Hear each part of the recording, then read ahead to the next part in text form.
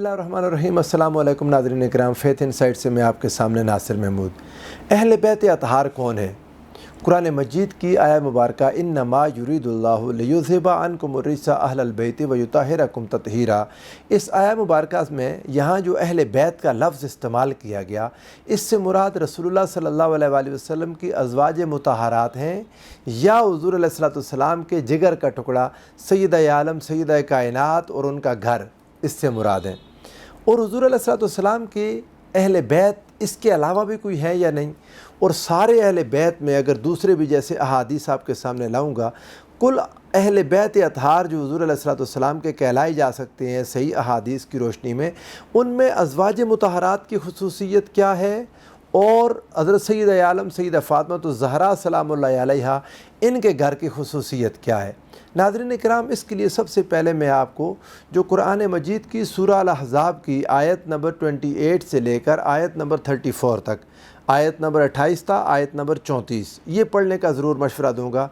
आप कुरान मजीद खोलें, सूरह अल-अहज़ाब खोलें, 22वां पारा, 21वें पारे का एंड है और 22वें पारे का आगाज़ है। आप इन 6 आयात को लाजमन तर्जुमे के साथ पढ़ लें। जो भी तर्जुमा आपके घर में मौजूद है, जिस भी आलिम का, जिस भी मुतरजम का किया हुआ तर्जुमा है, आप इसको लाजमन एक बार पढ़ लें। इसको पढ़ने के बाद आपको एक चीज़ वाज़ेह होगी जो मैं आपके सामने खोल के रख दूँगा कि अहले बैत अतहार से मुराद यहाँ इस आया मुबारका में हुज़ूर नबी करीम सल्लल्लाहु अलैहि वसल्लम की अज़वाज हैं या सय्यदा आलम सय्यदा कायनात सलामुल्लाहि अलैहा और उनका घर है। नाज़रीन इकराम, जब आप इन आयात को पढ़ चुके तो आपको ये बात वाज़े तौर पर मालूम हो गई कि ये गुफ्तगू आयत नंबर 28 से लेकर आयत नंबर 34 तक, ये सारी की सारी गुफ्तगू नबी करीम सल्लल्लाहु अलैहि वसल्लम की अज़वाज मुतहरात के साथ हो रही है। और यही वजह है कि अहले सुन्नत इस बाब में क्लियर हैं कि यहाँ रब्बे ज़ुल जलाल ने जो अहल बैत कहा, इसमें अज़वाज मुतहरात से ही गुफ्तगू हो रही है, सो वो लाज़िमन इसका हिस्सा हैं, वो अहले बैत के लफ्ज़ से खारिज नहीं की जा सकती। अहले तशरीह का यहाँ एक मौक़िफ़ है और वो ये कहते हैं कि इससे मुराद अहले बैत से मुराद हुज़ूर नबी करीम सल्लल्लाहु अलैहि वसल्लम की बिदअतुम मिन्नी, आका अलैहिस्सलाम के जिगर का टुकड़ा हुज़ूर सय्यदा कायनात सय्यदना मौला अली और मुर्तज़ा और हसनैन करीमैन हैं।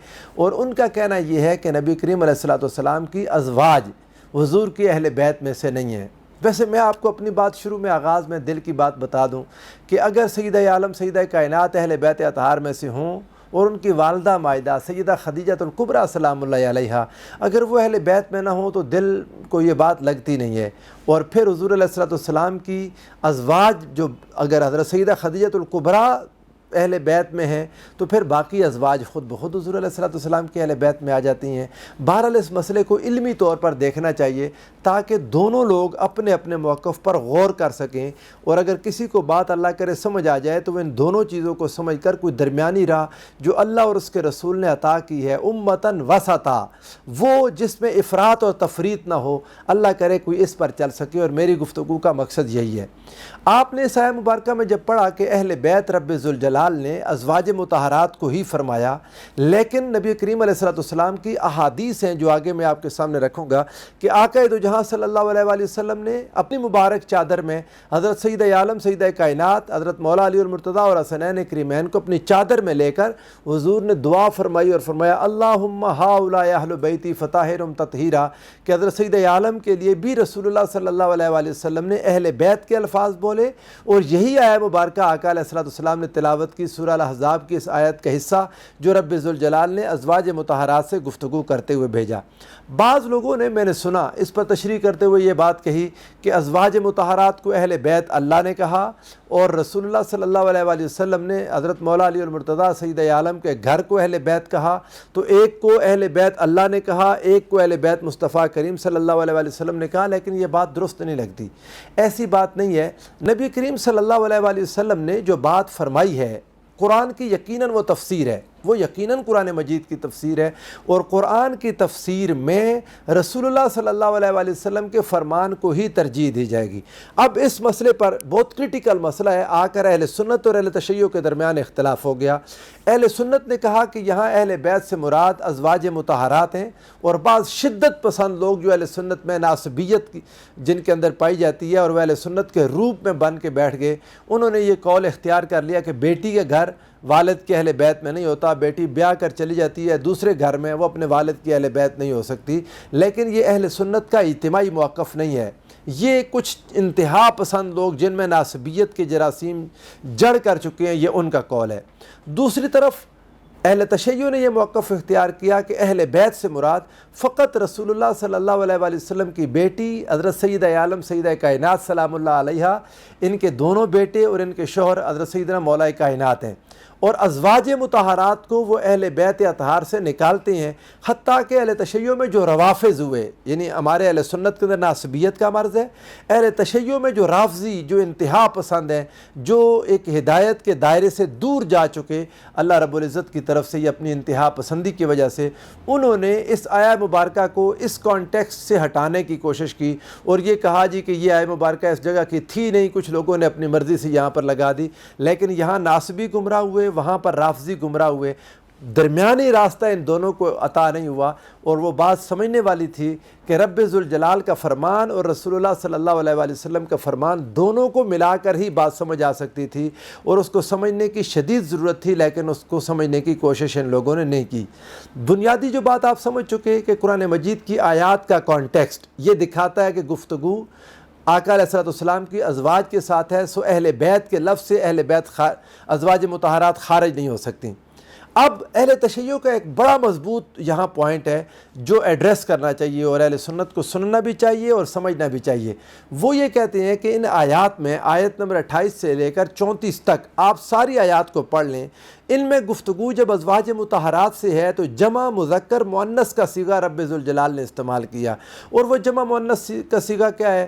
انتن، کنتن، کننا، یہ الفاظ وہ ہیں جو جمع مؤنث کے لیے استعمال ہوتے ہیں۔ یا نساء النبی لستن کا احد من النساء، یا اللہ تعالیٰ نے ارشاد فرمایا قل لازواجک و بناتک و نساء المؤمنین یدنینا، یہ آگے کی ایک آیت ہے، لیکن آپ ان آیات میں بھی پڑھیں گے تو آپ کو یہ جمع مؤنث کے صیغے ملیں گے جو رب ذوالجلال صلی اللہ علیہ وآلہ وسلم کی طرف سے ازواج مطہرات کے ساتھ گفتگو کرتے ہوئے بولے گے۔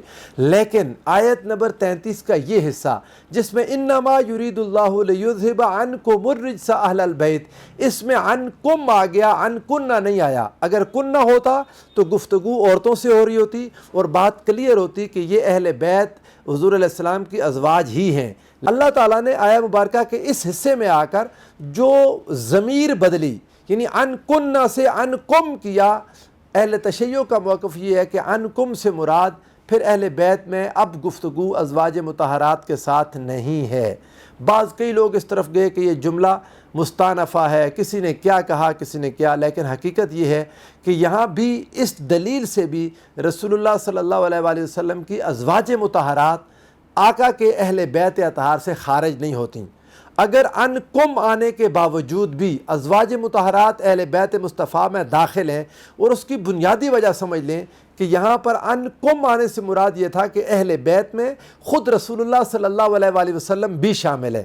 جب آقا علیہ السلام ایک مذکر بیچ میں شامل ہو گئے تو اب مذکر کے صیغے میں تغلیباً خواتین جو ازواج مطہرات ہیں مؤنث وہ اس میں شامل ہو گئیں، لیکن اگر عنکن نہ ہوتا تو رسول اللہ صلی اللہ علیہ وآلہ وسلم اس میں شامل نہ ہوتے۔ لیکن یہ بات بہت ہی واضح اور بدیہی بات ہے کہ آقا علیہ السلام خود اہل بیت اطہار میں شامل ہیں، اور اسی وجہ سے صیغہ بدلا۔ میں آپ کو قرآن مجید کا ایک مقام بتاتا ہوں، آپ سورہ ہود کو اٹھائیں، آیت نمبر 37 نمبر آیت۔ فرشتے حضرت سیدہ سارہ رضی اللہ تعالیٰ عنہ سلام اللہ علیہ سے گفتگو کر رہے ہیں، ان کو خبر دی کہ ان کے گھر میں ان کا بیٹا پیدا ہوگا حضرت اسحاق علیہ السلام۔ وہ بہت حیران ہوئیں، جب وہ حیران ہوئیں تو فرشتے نے ان سے بات کی، قالو، فرشتے کہنے لگے، اتعجبینا، آپ حیران ہو رہی ہو، من امر اللہ، اللہ کے امر سے، ورحمۃ اللہ وبرکاتہ علیکم اہل البیت، اللہ کی رحمتیں اور برکتیں جو تم پر ہیں، تم مردوں پر، حالانکہ بات تو حضرت سیدہ سارہ سے کر رہے تھے، تو علیکم کیوں کہا؟ آگے لفظ اہل بیت بولا تو اہل بیت میں سیدنا ابراہیم علیہ السلام بھی شامل تھے۔ ابراہیم علیہ السلام کے شامل ہونے کی وجہ سے جو تغلیباً مذکر کا قاعدہ، مذکر کی ضمیر استعمال کر لی گئی کیونکہ مؤنث اس کے اندر خود بخود شامل ہو جاتی ہے۔ اسی طرح سورہ الاحزاب کی اس آیہ مبارکہ میں بھی علیکم کے الفاظ بولے کہ رسول اللہ صلی اللہ علیہ وآلہ وسلم اس میں شامل ہے، ازواج مطہرات خارج نہیں ہیں۔ اب یہ تو ہو گیا اس کا دلیل کا علمی جواب۔ اگلی بات سن لیں، بات اتنی سادہ نہیں ہے۔ ازواج مطہرات اس آیہ مبارکہ کی روح سے اللہ رب العزت نے ان کو اہل بیت کہا، مگر پھر کیا ہوا؟ آقا تو جہاں صلی اللہ علیہ وآلہ وسلم اس آیہ مبارکہ کے نازل ہونے کے بعد 3 مہینے تک سیدہ عالم سیدہ فاطمہ الزہرا سلام اللہ علیہ کے دروازے پر کہتے اہل بیت نماز کا وقت ہو گیا۔ حضور علیہ السلام نے یہ شرح کیوں کی؟ 2 احادیث آپ کے سامنے رکھ دیتا ہوں۔ سیدہ عائشہ صدیقہ رضی اللہ تعالیٰ عنہ سے مروی ہے، یہ حدیث پاک امام مسلم کی حدیث ہے، حدیث نمبر 2424 2424۔ اس حدیث کو آپ پڑھ لیں۔ سیدہ عائشہ صدیقہ رضی اللہ تعالیٰ عنہ بیان کرتی ہیں کہ نبی کریم صلی اللہ علیہ وآلہ وسلم صبح کے وقت باہر آئے اور آپ کے اوپر ایک اونی منقش چادر تھی جو آپ اوڑھے ہوئے تھے۔ آقا علیہ السلام جب تشریف لائے فجاء الحسن ابن علی فادخلہ، امام حسن ابن علی علیہ السلام آئے، ان کو داخل کیا اپنی چادر میں۔ ثم جاء الحسین فدخل معه، پھر امام حسین آئے تو ان کو بھی اپنے ساتھ شامل فرما لیا۔ ثم جاءت فاطمہ سلام اللہ علیہا فادخلها، ثم جاء علی فادخلہ، پھر سیدہ عالم سیدہ کائنات اور سیدنا مولا علی المرتضیٰ یہ دونوں تشریف لائے تو ان کو بھی اپنی چادر میں لے لیا۔ ثم قال، پھر اس کے بعد فرمایا انما یرید اللہ لیذھب عنکم الرجس اہل البیت ویطہرکم تطہیرا۔ قرآن مجید کی یہی آیہ مبارکہ آقا علیہ السلام نے اس وقت پڑھ دی کہ یہ میرے اہل بیت ہیں، اے اللہ تو ان کو پاک اور صاف فرما دے۔ اسی طرح ایک حدیث پاک امام مسلم اور ترمذی دونوں نے روایت کی، میں اس کا حوالہ آپ کو ترمذی سے دے دیتا ہوں۔ حدیث پاک کا نمبر امام ترمذی کے مطابق حدیث نمبر 2999 یعنی 2999، اور اسی ترمذی میں ہی 3724 نمبر پر 3724 نمبر پر یہ حدیث ہے۔ سیدنا سعد بن ابی وقاص رضی اللہ تعالیٰ عنہ نے کہا لما نزلت هذه الآیۃ فقلت تعالوا ندعو ابناءنا وابناءکم ونساءنا ونساءکم وانفسنا وانفسکم ثم نبتہل فنجعل لعنۃ اللہ علی الکاذبین، کہ جب یہ آیہ مبارکہ نازل ہوئی تو آقا علیہ السلام نے کیا کیا؟ دعا رسول اللہ صلی اللہ علیہ وآلہ وسلم علیًا وفاطمۃ وحسنا وحسینا فقال اللہم ہؤلاء اہلی۔ آقا علیہ السلام نے حضرت مولا علی المرتضیٰ سیدہ عالم حسن و حسین کو بلا لیا اور دعا کی کہ اے اللہ یہ میرے اہل بیت ہیں۔ ایسے ہی ایک حدیث پاک امام ترمذی نے اس کو روایت کیا، آپ اس کو بھی نوٹ کر لیں۔ حضرت عمر بن ابی سلمہ رضی اللہ تعالیٰ عنہ نے بیان کیا، یہ ربیب ہے رسول اللہ صلی اللہ علیہ وآلہ وسلم کے، یعنی سیدہ ام سلمہ کی پچھلی شادی سے ان کے بیٹے ہیں۔ انہوں نے یہ روایت کی کہ جب قرآن مجید کی آیہ مبارکہ نازل ہوئی انما یرید اللہ لیذھب عنکم الرجس اہل البیت ویطہرکم تطہیرا، یہ حدیث امام ترمذی کی 3205 اور 3787 3205 3787 اس حدیث پاک کو آپ پڑھ لیں۔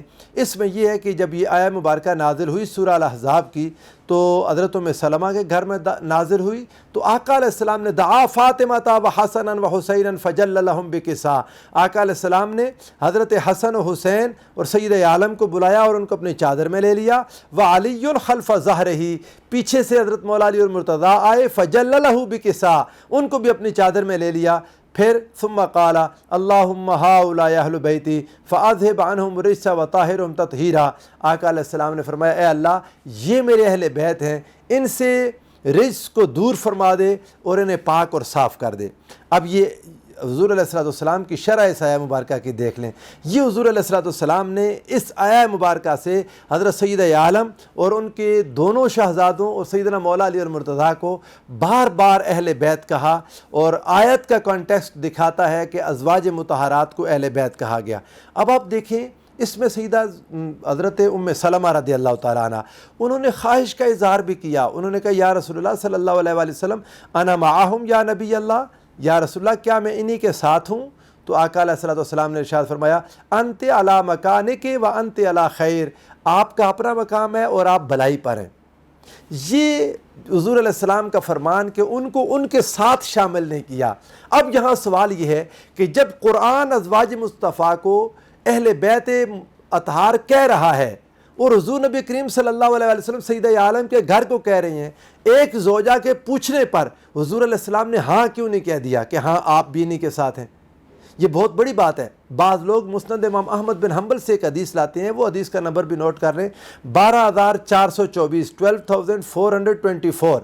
اس حدیث پاک میں ہے کہ نبی علیہ السلام نے دعا مکمل کرنے کے بعد حضرت سیدہ ام سلمہ کو چادر کے اندر لے لیا تھا۔ وہ حدیث ویسے ہے ضعیف، حدیث ضعیف ہے، لیکن چونکہ لوگ بیان کرتے ہیں، میں نے کہا میں اس کو ایڈریس کر دوں۔ انہوں نے کہا کہ الستو من اہلک، کیا کہا میں آپ کے اہل سے نہیں ہوں؟ حضور علیہ السلام نے فرمایا بلا، ہاں آپ بھی میرے اہل سے ہو۔ فادخلی فی الکسائی، پھر ان کو اپنی چادر مبارک میں داخل کر لیا۔ لیکن حضرت سیدہ ام سلمہ نے بیان کیا فدخلت فی الکساء بعد ما قضا دعاءہ لابن عمہ علی وابنیہ وابنتہ فاطمہ، کہ میں چادر میں گئی لیکن اس کے بعد کہ رسول اللہ صلی اللہ علیہ وآلہ وسلم دعا کر چکے تھے اپنے چچا زاد بھائی حضرت علی، ان کے دونوں بیٹوں اور اپنی بیٹی سیدہ فاطمہ تو زہرا کے لیے دعا ہو چکی تھی، پھر میں بھی چادر میں گئی۔ یہ حدیث ویسے ہے ضعیف۔ جو صحیح حدیث ہے امام ترمذی کی 3205 اور 3787، اس کے مطابق نبی علیہ السلام نے ان سے فرمایا کہ آپ کا اپنا مقام ہے اور آپ بھلائی پر ہیں، آپ بھلائی پر ہیں۔ یہاں بھی بعض لوگوں کو میں نے دیکھا، ترجمہ کرنے والے، میں نام نہیں لیتا، لوگ ضد میں آ جاتے ہیں، مگر کسی نے لکھا ہے اہل سنت کے ایک عالم ہے، انہوں نے ترجمہ کیا تو بریکٹیں ڈال دیں کہ آپ پہلے ہی زیادہ اچھے مقام پر ہیں اور آپ زیادہ بھلائی پر ہیں۔ تو ایسی بات رسول اللہ نے نہیں فرمائی۔ حضور کا فرمان اتنا ہی ہے کہ آپ اپنے مقام پر ہیں اور آپ بھلائی پر ہیں۔ سلام اللہ علیہ سیدہ ام سلمہ ام المؤمنین کے لیے۔ تو یہاں اب جو بات سمجھنے والی ہے، آخری حصے میں آ گیا کہ اگر یہ دونوں ہیں، ایک حدیث پاک وہ بھی ہے جو امام مسلم نے روایت کی کہ جب صحابی سے پوچھا گیا حضرت زید بن ارقم سے کہ پھر یہ کون ہے اہل بیت، انہوں نے کہا آل علی و آل جعفر و آل عباس، یہ چاروں کے لیے، یعنی بنو ہاشم کے لوگ جن کے لیے زکوٰۃ حرام ہے، صحابی نے ان ساروں کو اہل بیت مصطفیٰ کہہ دیا۔ اور جب پوچھا گیا کیا رسول اللہ کے ازواج یہاں مراد نہیں ہیں، انہوں نے کہا ہاں وہ بھی اہل بیت ہیں، لیکن یہاں اس آیت سے مراد یہ ہیں آل علی، آل جعفر، آل عقیل، آل عباس۔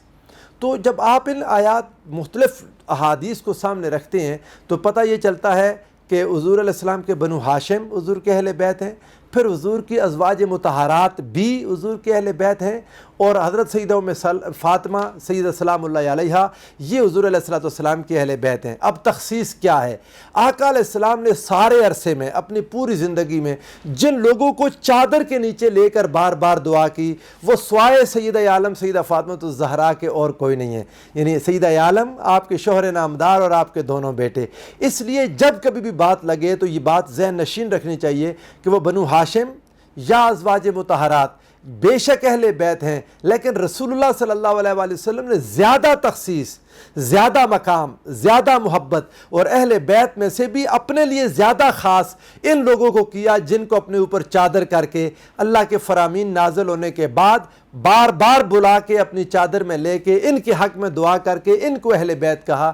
اس لیے لازماً سمجھنا چاہیے کہ باقی اہل بیت اطہار میں جو خاصتاً بالخاص اہل بیت ہیں وہ حضرت سیدہ عالم، حضرت مولا کائنات اور حسنین کریمین رسول اللہ کے ساتھ، جن کو پنج تن پاک کہتے ہیں، یہ حضور کے خاص اہل بیت ہیں دوسرے اہل بیت کی موجودگی میں۔ اللہ تعالیٰ ہمیں ان کی محبت نصیب فرمائے۔ اور یہی وجہ ہے کہ جب محدثین اہل بیت اطہار کا ذکر کرتے ہیں تو زیادہ تر آپ کو کتب حدیث میں پھر ان چاروں کا ذکر ملتا ہے۔ اس کی وجہ یہ کہ ہر محدث نے یہ سمجھا کہ رسول اللہ کو اپنے اہل بیت میں سے بھی سب سے زیادہ پیار ان چاروں کے ساتھ تھا۔ اللہ ہمیں ان کی غلامی اور محبت نصیب فرمائے۔ والسلام علیکم ورحمۃ اللہ وبرکاتہ۔